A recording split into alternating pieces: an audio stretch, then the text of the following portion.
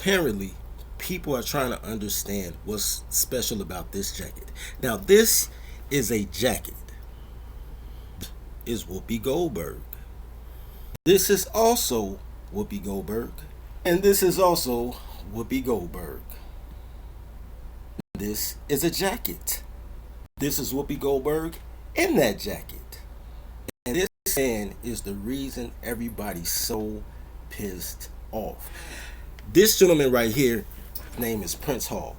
Back in the day, um, they didn't allow black people to do anything, right? It was straight segregation. So Prince Hall wanted to be a Mason.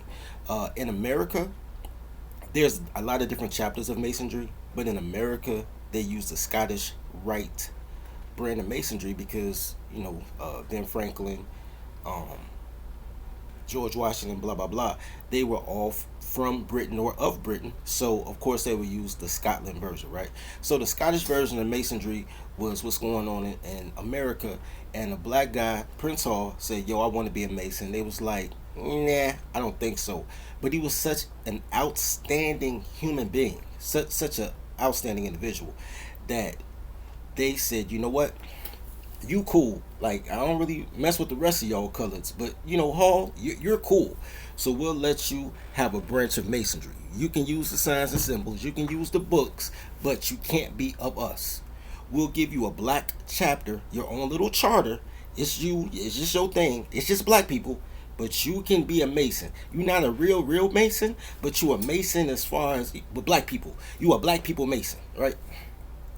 That's separate but equal stuff, right? You a black people Mason. So Prince Hall, you go out, be fruitful, and multiply, which he did. So Prince Hall Masonry is black masonry.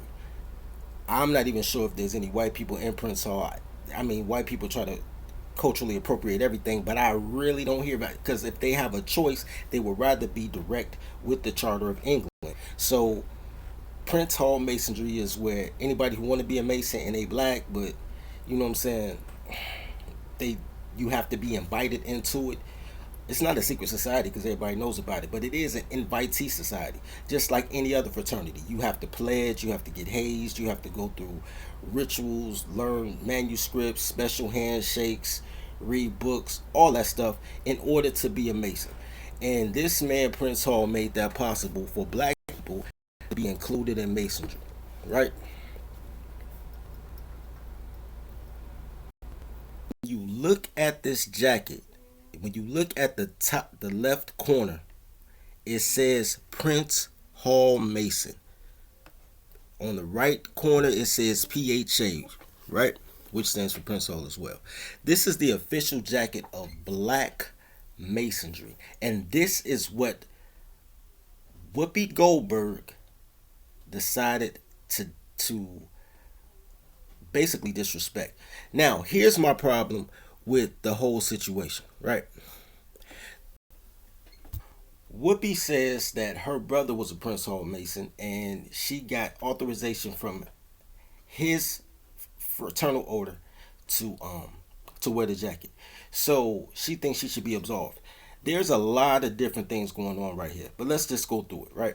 Let's go through everything, all the checklists on that. Number one, their Masonic Lodge let a woman wear their regalia. There was a time in which if you were not a Mason and you wore a Mason ring or a Mason chain, if a real Mason came to you and quizzed you and you didn't know Masonic law, they would strip you in the street. They would take your ring, your jewelry, might take your money. They would rob you in the streets for everything that's theirs. They felt that it was theirs. The trials and tribulations, the goats, the everything that they went through to earn the right to wear that logo. If you were not part of that, they would strip a man in the street. So number one, not only did you not stand on that, you gave it to a woman. Like, it's not even a man. Like, he couldn't even fake like he a Mason. Because women are Eastern Stars. So, number one, Prince Hall Masons don't give a shit. Now, I got a story. This is a true story. Um, and I know Prince Hall's gonna get mad, but whatever, right? I wanted to be a Mason since I was 11 years old, right? So I was like, yo, I want to be a Mason. I want to be a Mason. I had an uncle that was a Mason. He was like, nah, you too wild. I can't vouch for you. I was like, man, you just a boomer. You don't know shit. I want to be a Mason. I want to be a Mason. Turned 19 years old. And Mason started approaching me because by now I got a name, right? I done did everything I'm gonna do. My name is my name. They like, oh man, we've been hearing about you. You a good dude. You want to be a Mason? We Prince Hall Masons. We a black. We the original black Masons. The only masonry for the black man. All right, cool. First Masonic dude. First Prince Hall Mason that wanted to bring me in. You have to get vetted. They have to see if you cool enough for them to go back to their lodge and say, yo, I vouch for him, right? You need somebody to co-sign. First dude ended up being a this motherfucker. He was like, man, we gonna do this. We gonna hang out. I need to get a feel for you, see if you an upstanding dude. I'm like, all right, cool. Slide down on the man. Basically, you know what I'm saying? We at his crib, we having drinks. I didn't know I was on a date. We having drinks, you know what I'm saying, chopping it up, smoking good cigars though, like imitation Cuban cigars wrapped in banana leaf paper dipped in brandy, and we drinking brandy. We drinking NJ VSOP, you know what I'm saying? So it's brandy cigars, sipping brandy, doing some real what I thought was like some cool boss move type of dude stuff.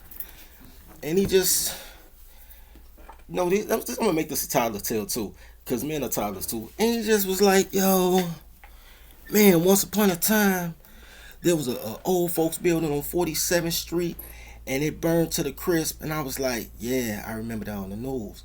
He was like, "Yeah, man, I used to have a roommate."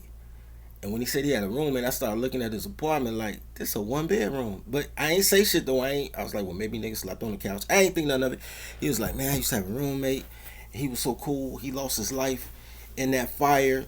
He saved two people, went back to save a third, and one of the wood beams fell on him and he died. And I was like, oh, that's tragic. Because it is tragic, right? I was like, that's fucked up. And he was like, yeah, I remember I used to get so drunk. I used to come in the crib and I just wake up in my boxer shorts and was like, damn, I don't even remember getting my boxer shorts. It's like one day I wasn't that drunk and I got to the crib, I was drinking, but I wasn't drunk like that. And I came in the room and he was taking my clothes off for me, and then he just pulled my little thing through the fly and was acting like he was gonna suck my dick. I was like, what's going on? And he was like, man, we friends, as friends, you know what I'm saying? We can share this type of experience, whatever, whatever. And I was like, what? I was like, nigga, what you do? He was like, yeah, I was just wondering, could I suck your dick? What? Do. Furniture moving. Let me get the fuck up out of here. That lost that vouch, right? I was like, you know what though? I still want to be a Mason. One bad apple don't ruin the bunch, right? Boom. Find another dude. But ironic, both of these dudes work around kids too. Both of them. Now I think about it. Both of them work for a park district. Anyway, went to another park district. Ran into a dude. Was like, man, you cool? I was like, yeah, you cool. He ran the midnight basketball league back then. I was in my prime, exercising and shit. You know what I'm saying? Like, man, look, midnight basketball costs 125, but I like your swag, homie. Like, man, I'll get you in for free. You know what I'm saying? I was like, oh, that's good looking, dog. I love the hoop. You know what I'm saying? Boom, come through. It's like, well, man, I gotta vet you though. Whoa, whoa. You know what I'm saying? Kick it. Motherfucker used to, you know what I'm saying? We used to go out to eat. You know what I'm saying? It's always food in these situations. If my friends hear this, they gonna laugh because they be like, yo, nigga, motherfuckers think you weak for bitches, nigga. You weak for food. Like, I be there for the tacos, dog. I be there. Anyway, so I always been like this. So anyway, so we went out to eat a couple times. You know what I'm saying? Once again, I didn't know we was dating. We'd just go hang out like, dog, $2 Tuesdays at Pepe's, or you know what I'm saying. It'd be late. I'd be like, yo, I'm finna come play ball. He'd be like, oh, we shut down the spot early. You know what I'm saying. But if you hungry, we had some pizzas at the gym. I'll bring you a pizza. I'm like, a whole pizza? Hell yeah. Like, dude, we just used to feed the shit out of me. anyway, he was a Prince Hall Mason. He tried to come at me. We had a whole situation, of course. He was like, man, I'm finna go to Harold's real quick, grab something to eat. You want something to eat? I'm like, yeah. Make a long story short, we got to Harold's, and the motherfucker felt on my leg and was like, man, what's up on my chains? And I'm like, what? We're in the middle of Western Avenue. If you're from Chicago, you know how big Western Avenue is. Nigga, we fighting. He had a Astro van.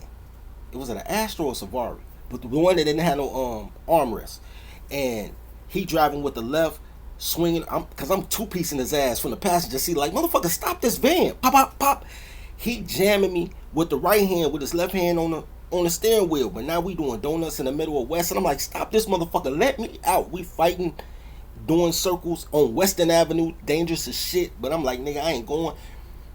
That's how I lost my second vouch for Prince Hall. So at that point, I'm like, yo, I don't even want to be Prince Hall. And I wasn't. I became full letter. Anyway, I say all that to say this. And that's no disrespect to Prince Hall, because I got real friends that's Prince Hall, and we be cracking jokes about that. Like, y'all let anybody in, my nigga. But they thorough dudes. But the motherfuckers that was trying to bring me in weren't thorough. Anyway, so the reason that they use Prince Hall is because I digressed, but it is tale, so that's that Toddler tale. The reason they use Prince Hall is because it's the Black Masons.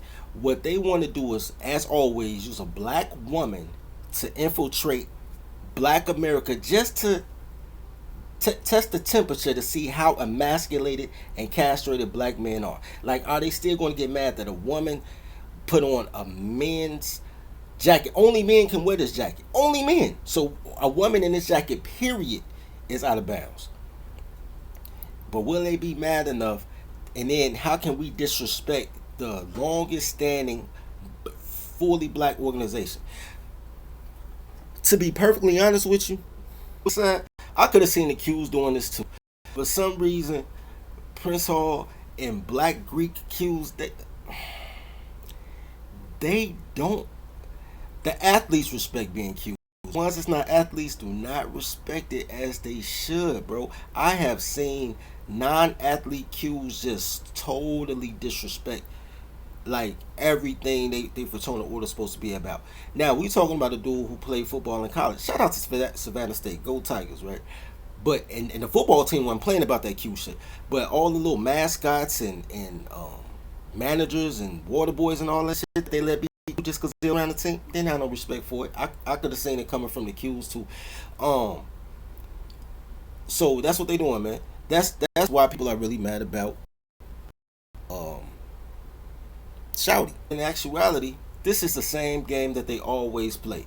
This isn't a new brand. This isn't a behind the scenes. There's some secret thing going on. This is the same. We're going to send black women to disrespect black men to see if black men gonna man up and choke these bitches in the streets, which they never do. They just be like, women should know better.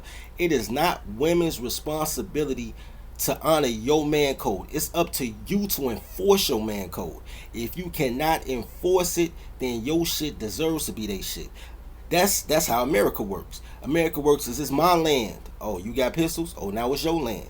If you can't enforce your stuff, you just stacking stuff up for the biggest bully on the block. And right now, these Toddlers the biggest bullies on the block. Only because y'all don't even understand that they're your bullies. Like, you can't even stand up globally as a man with other coaches because they looking like you can't even beat your girls. How the fuck you gonna stand up to men? You can't even beat a girl. And y'all need to do better, man. Anyway, love each other as you love yourself. Feed the pack. Tribe up.